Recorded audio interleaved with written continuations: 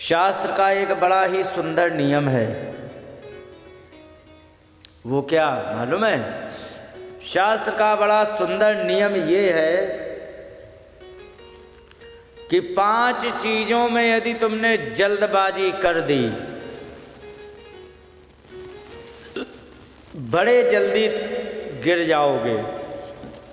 5 चीजों में कौन कौन? 5 चीजें हमेशा धीरे धीरे ही करनी चाहिए। कई क्या? कई शनै विद्या कहा गया है कि शनै कंथा। कंथा आप जानते हो, एक वो जिसे पुरानी साड़ी हो जाती है, आप सब जानेंगी, तो उसको पतली पतली उसकी फाड़ के उसको घुमा के रस्सी सी बना के एक बिछाने वाली बनाते हैं। एक वो होती है दरी, होती है कि नहीं? एक और होती है बिना फाड़े सीधे सीधे उसको कई एक परत में बिछा के उसको सिल देते हैं। होता है कि नहीं? उसको तुम्हारे यहाँ क्या कहते हैं? गूदड़ी। हाँ, ये गूदड़ा बता रहे, जो भी है। तो अगर जो तुमने वो बनाई और जरा सी जल्दबाजी कर दी ना, और एक भी जगह पर वो समिट गया, तो वो बहुत बेकार बनती है। ना तो उसमें बैठा जाए, ना लेटा जाए, ना सोया जाए। सच है कि नहीं? उसको बड़े धीरे धीरे बनाई जाती ताकि आसानी से बन जाए, ऊंची नीची ना हो। उसे कहते हैं शनै कंथा। उसी को गूदड़ा को कंथा बोलते हैं, ठीक है। और शनै पंथा, धीरे धीरे मार्ग चलोगे तो तुम यहाँ से नीम का थाना जाके लौट आओगे और तुम्हें कुछ भी नहीं होगा। धीरे धीरे चलते जाओगे तो समय लगेगा, लगने दो, लेकिन अगर धीरे धीरे चलोगे लौट के आ जाओगे। शनै पर्वत लंघनम, धीरे धीरे पहाड़ चढ़ोगे, आप आराम से चढ़ जाओगे। अमरनाथ जाना तो वहाँ पर धीरे धीरे चढ़ने का है। एक गणेश टापू पड़ता 3 किलोमीटर की ऊंचाई पर सीधी चढ़ाई चढ़नी, 3 किलोमीटर सीधे चढ़ना ही पड़ता है। लेकिन धीरे धीरे धीरे धीरे 9 बजे से शुरू करते तो 3 घंटे में लगभग 12 बजे उसे चढ़ जाते हैं। और ये 3 किलोमीटर अगर जो सीधी चलनी पड़े तो कितनी देर लगेगी?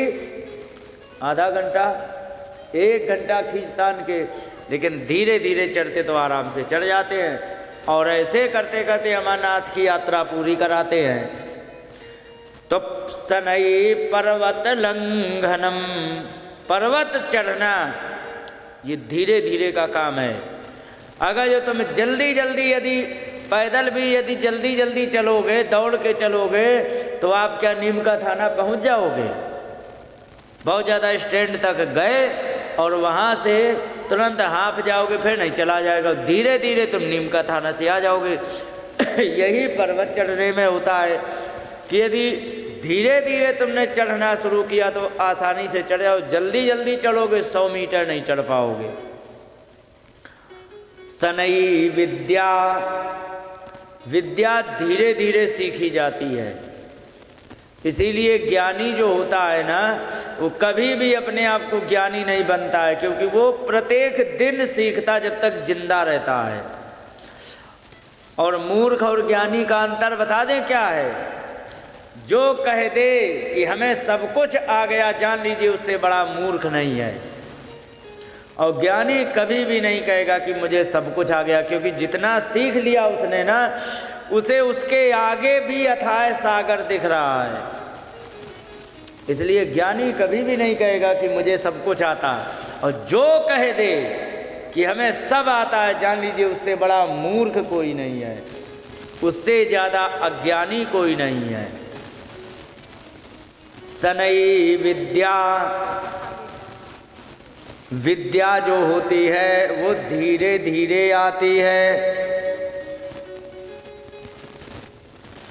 शनै वित्तम, धन धीरे धीरे आता है। धन को यदि तुम इकट्ठे कमाना चाहोगे, अचानक एकदम कमाना चाहोगे, तो कभी भी नहीं कमा सकते हो। धन के लिए धीरे धीरे तुम्हें आगे बढ़ना पड़ेगा, क्योंकि मुझे बहुत अच्छी तरह पता है एक एक चीज़ जुटानी पड़ती, फिर उससे कमाई होती है, फिर उससे कमाई हुई तो फिर दूसरी चीज़ जुटाओ, फिर उससे कमाई, तब तीसरी। बहुत समय जाता है। और यदि हराम में जल्दी कमाने के लिए क्या है, चले जाओ बिहारी जी मंदिर में, हजारों घुसे है, धक्का मुक्की हो रही है, किसी की भी जेब साफ कर दो, आसान हो गया ना। लेकिन परिणाम क्या निकलेगा?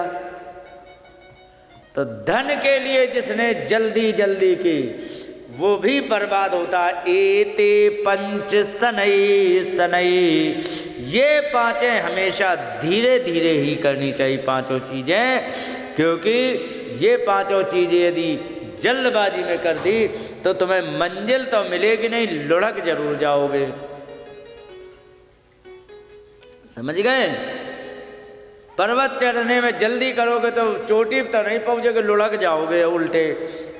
लंबे रास्ते में दौड़ करके जाने का प्रयास करोगे तो दौड़ करके पहुंचोगे तो नहीं, लेकिन रास्ते में तुम्हें उठा के जरूर लाना पड़ेगा। समझ गए? और धीरे धीरे सब हो जाएगा। और अगर जो जल्दबाजी में तुमने धन को इकट्ठे करने का प्रयास किया तो धन तो इकट्ठे नहीं हो भी यदि गया ना तो बर्बादी का कारण बनेगा। ध्यान रखो। इसलिए ये 5 चीजों में कभी भी जल्दबाजी ना करो, सब धीरे धीरे चलते रहो तो आप मंजिल तक पहुंच जाओगे। और अगर जो जल्दबाजी तुमने करी तो मंजिल पर नहीं, रास्ते में जरूर कहीं लुढ़क जाओगे। ये बातें हैं। बोलिए वृंदावन बिहारी लाल की जय।